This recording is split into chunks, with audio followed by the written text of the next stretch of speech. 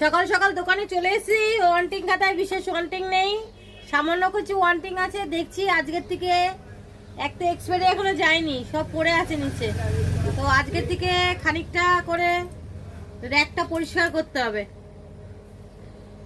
একটু একটু করে পরিষ্কার করলে তাহলে মোটামুটি হয়ে যাবে। একসাথে অনেকটা হলে অনেক চাপ হয়ে যাবে।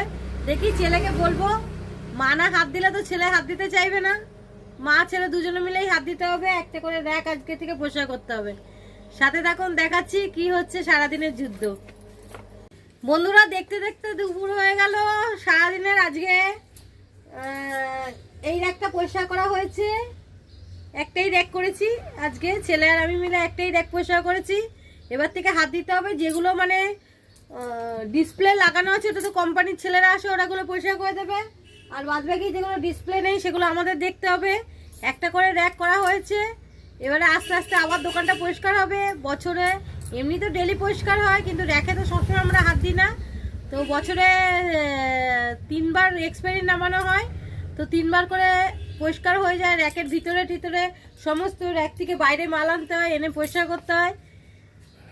দেখতে দেখতে হয়ে গেল। চলুন বাড়ি যাওয়া যাক। আজকে আবার বাড়িতে কাঁচা আছে, অনেক কাজ আছে। সাথে থাকুন, দেখাচ্ছি। তুমি শুধু অবাক হচ্ছ যে মহিলার কত গলার জোর। 22 বছর বিয়ে করে দেখো ভালো আছে কিনা।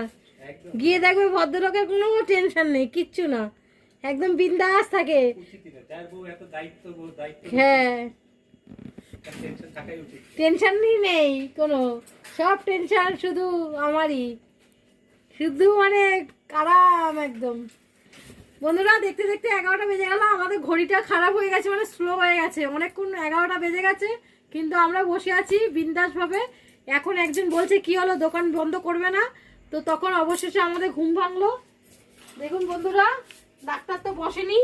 পাটা দেখুন, দেখুন কি অবস্থা পাটা। যাই হোক, এই পা নিয়েই চলে যাচ্ছে। অবশেষে আমার ছেলের রেজাল্ট বেরিয়ে গেছে, পাশ করে গেছে। কালকে জয়েনিং করছে কাজে কোথাও। বললো যে আমি এবারে কাজে জয়েনিং করে করেই আরো বাদবাকিটা পড়বো। ভিডিওটা এখানেই শেষ করলাম। সাথে থাকবেন, পাশে থাকবেন, খুব ভালো থাকবেন। টাটা।